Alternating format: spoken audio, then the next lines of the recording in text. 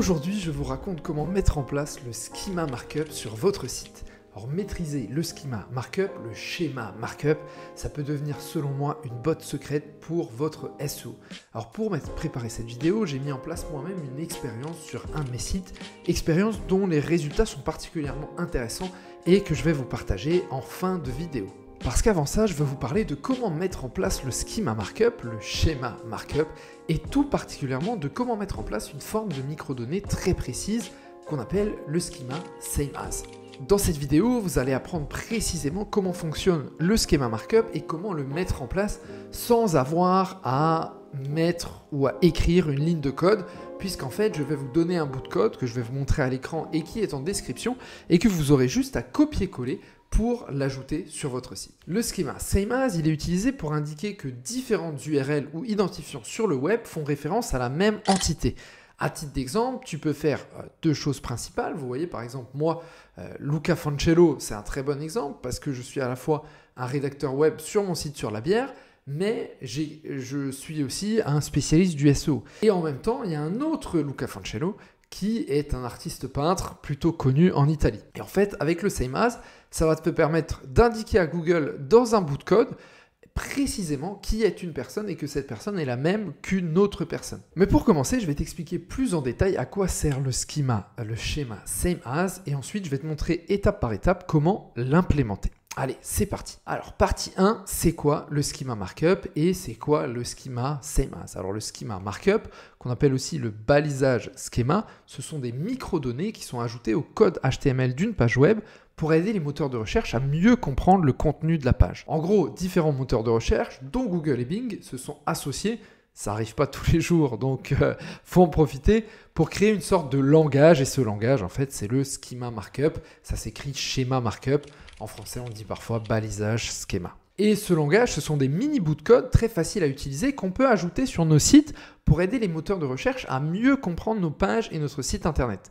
En fait, le principe, c'est que cela devient plus simple pour un moteur de recherche de lire des microdonnées, et donc du code HTML, que d'aller comprendre un contenu textuel créé par un humain. Et comme il y a toujours plus de contenu sur le web, ça devient de plus en plus difficile pour les moteurs de recherche d'indexer et de comprendre l'ensemble des pages web qui existent. Et surtout, ça devient de plus en plus cher à faire pour eux. Du coup, forcément, ils ont inventé ce langage, le schema markup, et ils poussent beaucoup pour ça, puisque dans le futur, ça va sacrément les aider à économiser de l'argent.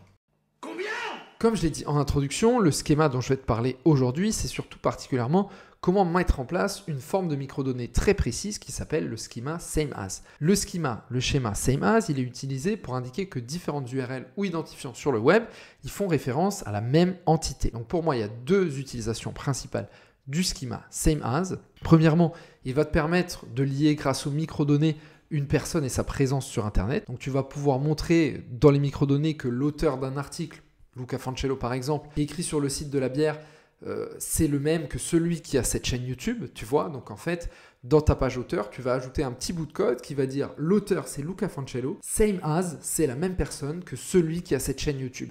Et ça va permettre au moteur de recherche de mieux t'identifier et de comprendre que je ne suis pas Luca Fancello, le peintre. Pas de panique, hein, je te montre comment faire après et je te donnerai précisément le bout de code à changer. Toi, tu auras juste à faire un copier-coller, ce sera simple comme bonjour. Autre utilisation utile du schema markup, c'est quand tu rédiges un article de blog. Comme par exemple un article de blog, je vais te donner un exemple sur un style de bière.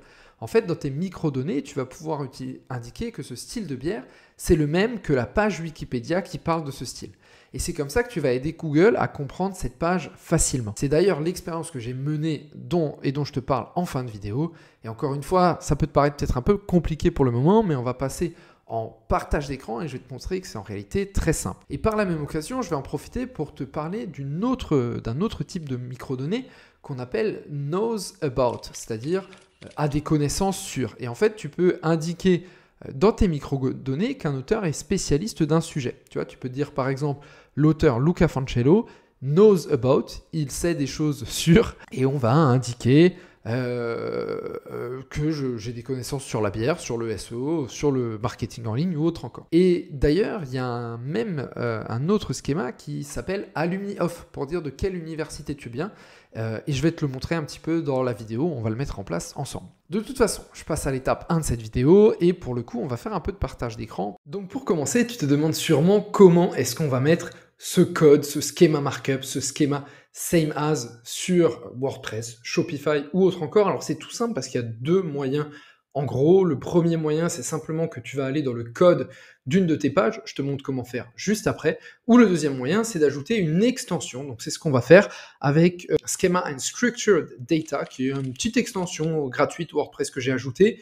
Et sur Shopify, tu as JSON LD for SEO que tu peux ajouter aussi. Donc tu vas voir, c'est très simple, je te le montre tout de suite. Alors sur WordPress, première solution, c'est d'ajouter cette extension Schema and Structured Data. Et donc là, ça nous permet ensuite d'ajouter du custom schema. Alors là, vous voyez, je l'ai déjà fait. Et donc, on pourrait ajouter ce petit bout de code, qui est un custom schema, directement. On pourrait en ajouter tout plein, des schemas, il y en a vraiment beaucoup. Je vais de toute façon vous en montrer plusieurs. Et à la fin, je vous donnerai aussi le résultat de l'expérience que j'ai mise en place. Si jamais vous avez un doute à un moment, dans la troisième partie de la vidéo, je vous montre comment vérifier si votre code schema a marché. Et de toute façon, s'il n'a pas marché, c'est pas grave parce que en général, ça va pas changer grand-chose, surtout si vous le faites que sur une page. Si vous êtes en train de le faire sur des millions de pages, là, attention, il faut être un peu plus précautionneux, mais si vous faites des tests sur une page, vous inquiétez pas, ça va pas changer grand-chose et vous pourrez aller le vérifier de toute façon. On continue maintenant avec la deuxième partie de cette vidéo et je vais vous montrer le schéma markup que j'ai mis en place. Et en fait, je vais vous montrer simplement comment le faire vous aussi. Vous aurez juste un petit bout de code à copier-coller et vous pourrez faire directement. Alors, dans le cas de cette expérience que j'ai menée, j'ai travaillé sur un type de bière et un article que j'ai sur mon blog. Et ce type de bière, ça s'appelle l'IPA, India Pale Ale. Si vous êtes allé dans un bar récemment, vous l'avez probablement vu quelque part. En fait, la petite particularité, c'est que l'IPA, c'est certes un type de bière, comme on le voit ici, là en partage d'écran, ce que je vous montre, mais ça veut aussi dire infirmier en pratique avancée. Et donc, pour simplifier le travail de Google, je me suis dit, je vais utiliser le schema markup et notamment ce schema qu'on appelle le same as. Same as, je vous l'ai dit avant, ça veut dire la même chose qu'eux. Et donc, je vais ajouter un bout de code. Ce bout de code, ça ressemble à ça. Je vous le mettrai dans la description, donc vous pourrez le copier-coller, vous inquiétez pas. Donc, en gros, on lui dit, contexte, c'est du schema.org. Le type, c'est la web page. Ici, vous mettrez votre URL avec l'ID et puis la headline. Donc ça, c'est IPA, tout savoir pour l'India Pale Ale. Et en fait, je lui dis que c'est la même chose, same as, que la page Wikipédia qui parle de l'India Pale Ale. Et en fait, on va utiliser Wikipédia pour donner des informations à Google et aux moteurs de recherche pour qu'ils comprennent plus facilement nos articles. Vous voyez ? Et du coup, en général, pour la plupart des entités, on appelle ça une entité, il va y avoir une page Wikipédia. S'il n'y a pas de page Wikipédia, éventuellement, ce que vous pouvez faire, c'est que vous pouvez prendre un site d'autorité dans votre niche et faire la même chose. Et ça, même si ça ne va pas tout changer, en tout cas, je pense que ça va avoir un gros impact dans le futur pour Google et pour les moteurs de recherche parce qu'on va les aider à faire leur travail et à gagner du temps. Pourquoi on utilise Wikipédia aussi? Tout simplement parce que Wikipédia, c'est ce qu'on appelle un knowledge graph, ça veut dire un graphe de connaissances, c'est-à-dire que ça regroupe plein d'entités en fait, et Google se sert de ces entités pour identifier de quoi parle votre article. Dans tous les cas, à la fin, je vous dis de la vidéo, j'ai fait un petit paragraphe pour le résumé de cette expérience. Est-ce que ça a marché ou pas? Donc, on va pouvoir en reparler. Mais en tout cas, pour vous expliquer un petit peu, encore une fois, le bout de code, il est là, il ressemble à ça. Vous pouvez le copier. Vous voyez, je dis donc que cet article, cette page web, c'est la même chose, same as que ça. Et donc, ce petit bout de code, je vais simplement le copier-coller comme ça. Et je vais aller ici, dans mon custom schema. Et puis, ça va me permettre de l'ajouter directement. Vous voyez, je vais l'ajouter. Et ensuite, je vais enregistrer. Je vous montrerai à la fin comment valider ce bout de code. Donc là, il va être sur mon site, mais comment vérifier que ça a bien marché. Parce que vous voyez, je ne sais pas, imaginons, vous savez, le code, c'est un peu sensible. Imaginons que j'ai oublié de faire ça. Potentiellement, ce bout de code, il ne va plus marcher de la même manière. Mais ça, de toute façon, je vous le montre à la fin. Avant ça, je veux vous montrer, pour aller encore plus loin, comment on peut utiliser le schéma markup pour indiquer des informations sur un auteur ou une autrice. Alors pour aller plus loin, j'ai envie de donner plus d'informations. Vous savez, jusque-là, je l'ai fait sur un type de bière, sur un article, mais je veux donner plus d'informations sur moi, l'auteur de ce blog, Luca Fancello. Pourquoi est-ce que je veux faire ça? Déjà parce que je ne suis pas le seul Luca Fancello, il y en a un autre qui est un peintre, vous voyez, on peut voir un petit peu ce qu'il fait, et donc, ça s'écrit exactement comme moi, il n'est pas né la même année, je vous rassure, mais en tout cas, cette personne, comment Google peut reconnaître que Luca Fancello, qui écrit sur le SEO, c'est moi et c'est pas ce mec-là, vous voyez? Et de même, comment est-ce que comment est-ce que les moteurs de recherche peuvent savoir que Luca Fancello, c'est l'expert, entre guillemets, en biérologie, qui vend cette formation biérologie, mais c'est aussi un formateur en SEO. Et ben pour ça, ce qu'on va faire, c'est qu'on va utiliser encore une fois le schéma same as. Donc on va aller dire sur notre page auteur, hein, cette fois-ci on va travailler sur notre page auteur, on va aller dire que Luca Fancello, c'est le même que celui qui a le profil LinkedIn sur Luca Fancello, c'est celui qui écrit sur le SEO et c'est celui qui écrit sur la biologie pour indiquer un petit peu à Google en détail qui je suis. Mais cette fois-ci, je veux aller encore plus loin. Je veux aussi utiliser un autre type de schéma qui s'appelle le schéma knows about. Sur quoi est-ce que j'ai des connaissances? Vous voyez, donc je veux indiquer que cet auteur, que cette page auteur sur mon site, c'est la personne qui sait des choses sur le SEO, le marketing en ligne et la biologie. Vous voyez? Et pour aller encore plus loin, il y a aussi un schéma alumni of. Je veux aussi indiquer à Google que je suis un alumni de Sciences Po Paris. Alors là, sur la biologie, je pense que ça ne change pas grand-chose, mais vous voyez, potentiellement, c'est pour vous montrer un peu ce qu'on pourrait faire. Si par exemple, j'étais un alumni d'une école dans la bière, je pourrais l'indiquer et ça me donnerait aussi une meilleure réputation, un meilleur EEAT. Hit, expertise, expérience, tout ça, j'en ai parlé dans d'autres vidéos, je vous invite à les regarder. Du coup, là, vous vous en doutez, moi je suis un peu limité en termes de code. Donc, je me dis, comment je peux faire ça? Il y a quelque chose qui est très pratique, c'est ChatGPT. Donc, je commence par lui dire, est-ce que tu peux me faire le schema same as pour la page de cet auteur, Luca Fancello? Voici les liens associés. Et là, lui me dit contexte, tac, cette personne, Luca Fancello, c'est la même que celui qui a cette chaîne YouTube, celui qui a cette page LinkedIn et celui qui est un activateur sur France Numérique. Vous voyez? Alors là, pourquoi j'ai mis France Numérique? Parce que c'est un point .gouv, donc ça donne aussi de la légitimité à ma page. Alors là, je pourrais en rajouter d'autres. Hein. Vous voyez, je mettrai une virgule en plus et je pourrais ajouter ma page auteur Luca Fancello sur Brunation, hein, pour vous donner un petit peu un exemple. Voilà, ça c'est quand j'avais pas préparé la page, j'ai improvisé. Mais du coup, ça c'est la première chose. Donc je lui dis, donc là il me dit comment je peux l'intégrer. Je lui dis, ok, je veux aussi que tu m'ajoutes le schema knows about dedans. Luca knows about SEO, référencement naturel et biérologie. Et là pareil, il me le fait, contexte, schema.org. Cette personne, Luca Fancello, c'est la même que celle qui a la chaîne YouTube que vous êtes en train d'écouter, merci à vous.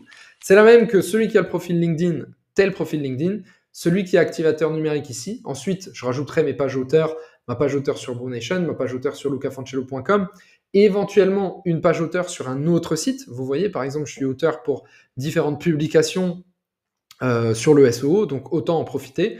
Et pourquoi pas, si je fais une conférence, mettre aussi la page pour dire que je suis la même personne. Know about, voici mes connaissances, et ça donne encore une fois des indications à Google. Et en fait, là, je veux lui dire, écoute, ChatGPT, ce mec-là, c'est aussi un alumni de Sciences Po Paris. Sciences Po, c'est ça. La page Wikipédia de Sciences Po, c'est ça. Ajoute-moi le schema alumni of. Ah, ça, c'est puissant, vous voyez, il vous le fait.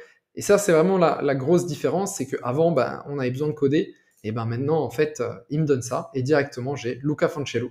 Chaîne YouTube, c'est celle-là. LinkedIn, c'est ça. Il sait sur ça. Et voilà. Et j'ai plus qu'à copier-coller ça. Il y a même un copy-code. Et je peux le mettre directement. C'est ce que je vais vous montrer tout de suite. Donc à partir de là, on va aller ajouter ce bout de code. Donc vous voyez, je vais sur ma page auteur, je vais aller la modifier. Et en fait, je vais juste avoir à descendre un petit peu. Bon, là-dessus, il faut l'extension. Je ne sais pas le faire sans l'extension. Et vous voyez ici, je peux ajouter mon custom schema. Et voilà, je l'ai copié-collé et c'est fait, c'est ajouté. Alors là, vous pouvez vous dire, Luca, c'est bien beau ce que tu m'as expliqué. Je comprends.